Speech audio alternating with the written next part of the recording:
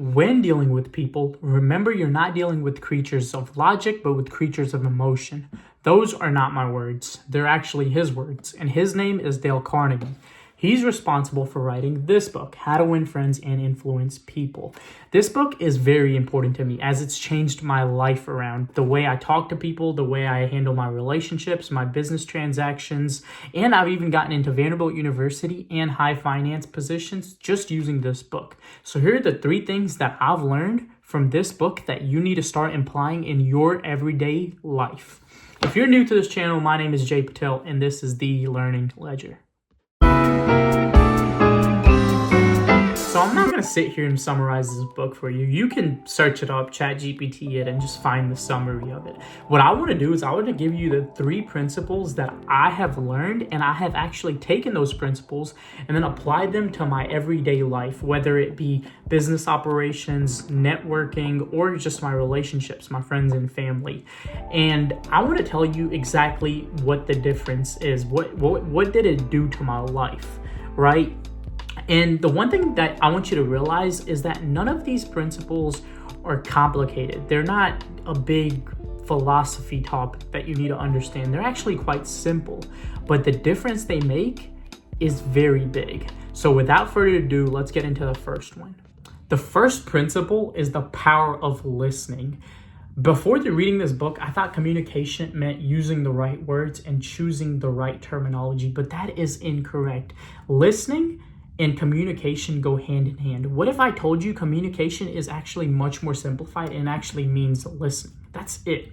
All you have to do when you engage in a conversation is have to listen for it to be considered a communication, right? That's all people really want. People want their voice to be heard. People want their opinions to be heard.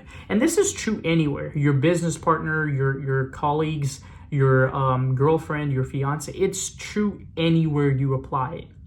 People love talking about themselves. They love talking about their experiences, their background.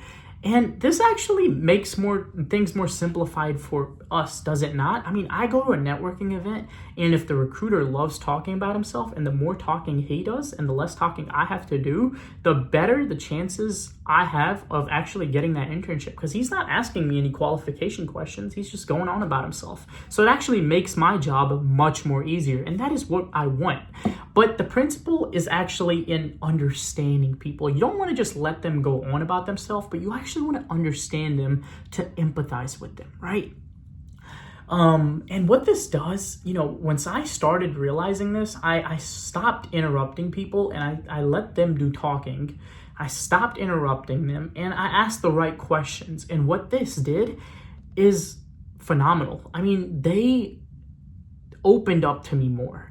Right? Before, whereas my relationships and even in business transactions where people were actually more to themselves and not as open, everybody became open all of a sudden. They were giving me more insight and more opportunities. And it wasn't because they were quiet and bad communicators. It was because I was the problem. I didn't let them do the talking.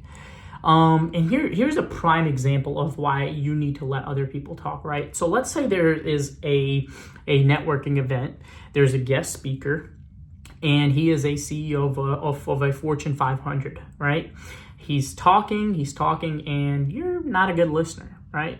So one of the things that you just missed is him saying that he loves golfing. That is one of the easiest connect the dots conversation starter. I mean, all you have to do after the event is over and everybody's talking and it's Q&A session, you can go up to that CEO and start a conversation because guess what? You just applied to his company. But now you can't even go do that because guess what? You missed the small detail that it's not important to you, but it's very important to the CEO. And the easiest conversation starter there would have been, did you get any golfing in this weekend? And he would have went on, and it would have made your job easier. But guess what? You failed because you couldn't listen. Right? So really this principle is very simplified. It's not it's not rocket science. It's a very, it's a very simple but effective strategy that you need to start using. People actually don't remember what you said, but people do remember how you made them feel. So all you have to do the next time to win someone over is to listen to them open-heartedly open your ears and open your mind and everything that they have to do. Another lesson from the book is don't argue with people. Now, this sounds very obvious to say and very simple, and you may be saying, I already don't like to argue with people. Well, you're actually not right, because we indirectly do it. We actually do it to prove a point, to win an argument, to protect our egos. And when the time comes, you will be tempted to start arguing with that person.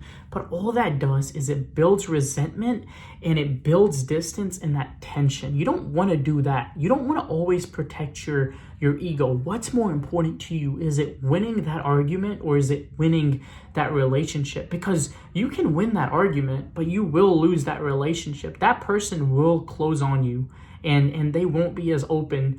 And you don't want to do that. You want that person to still feel like they have a voice, right? And so the book taught me that instead of arguing, right, the most effective way to still get your point across is understanding, right? Ask questions. If there's a topic that's of heated debate, instead of trying to prove your point and trying to prove that person wrong, try to ask them questions. Maybe what if that question, in a way, or that debate, that stance on that debate is exactly what you're saying, just in a different angle, right? So there's always ways around arguments. You don't always have to argue. Now, we've always been taught to stand up for what's wrong. If someone is wrong or something is wrong, you want to stand up for it. You want to voice your opinion. You want to criticize that person. The problem with that, again, is it destroys relationships. We have been taught wrong, and we need to change that to start building our relationships the correct way. A lot of relationships in our life are transactional relationships, right? All they care for is, can you listen to them, right? And if you're that type of person to argue with them, they're not your mom or dad. They're not going to sit there and listen to you argue with them. They're just going to give up on you. I mean, that's the way life works, and that's what business is. And letting go of an argument doesn't really mean that you're weak. It just means that, and it doesn't mean that you're giving up on your belief either. It just means that you value the relationship more than the winning itself, right? And avoiding arguments, again, doesn't mean that you're avoiding the truth. It just means that you're saying the truth in a way that the other person is more receptive of. All right, so the third lesson is actually respecting people, acknowledging that they're there, but actually doing it sincerely. You want to appreciate them, but you need to appreciate them sincerely. Now, what do I mean by that? It's like, well, if I appreciate someone, it should just come to me naturally. Not really, because we haven't been taught to appreciate people naturally, right? And you go to class and they go back to middle school, right? You have your friend group, you hang out with them, and really that's it. You appreciate your friends, but you don't really appreciate just a random person, right? But this all changes because that's the way we've all grown up. That's not the way it works in your 20s. In your 20s and 30s, you actually have people to deal with. You have business transactions. You have relationships that you have built all those years that need appreciation, and you need to do it sincerely, right? And so the one thing that you need to remember is that people want to feel valued. People want to feel respected. They want to feel present. And when you give them this, when you ask that one person in the office that's, never going out to lunch with anybody, and just goes to his car and eats lunch, the day you ask him, would you like to join us for lunch today? The smile on his face or her face is incredible. But that smile is the beginning of a new friendship, a new relationship that can potentially lead to your success. Again, you don't remember where people are going to take you. You don't remember where when you're going to need people, right? So be open-minded. And what this respect and appreciation does is that people become more they become very responsive to you. What do I mean by that? It means that the next time you're in office, that person that you asked out for, lunch, and you said, you invited them to join you. I bet you that person in those 364 days of the year, he's never said good morning to you. But that one time, that one time after the day you took him out to lunch, he's going to say good morning. Because people, they don't feel engaged until you make them feel engaged. They don't feel appreciated until you make them feel appreciated. And that all changes whenever you start recognizing people's idea, start giving credit where it's due, start giving appreciation and respect where it's due. And the results are incredible. People's bond with you gets stronger. They are more inclined to say yes to you the next time you need something. Again, keep your mind open. Now, again, don't just do this because you wanna make them, feel some kind of appreciation or some kind of inclination towards you, but actually be generous. Just be kind to people. And this is exactly what this book teaches you. This book teaches you why smiling is important, why showing appreciation is important, why respecting others is important. And in business, this builds loyalty. In friendship, it builds connections. And in life, it opens new doors. All right, guys, so to quickly summarize everything that we've learned from this book, beginning with the first point is that instead of talking, listen.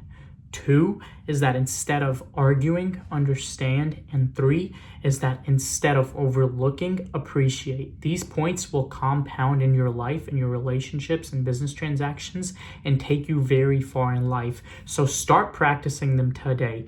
Again, I appreciate y'all watching and staying throughout the entire video. Please leave a like and comment. And again, my name is Jay Patel, and this is The Learning Ledger.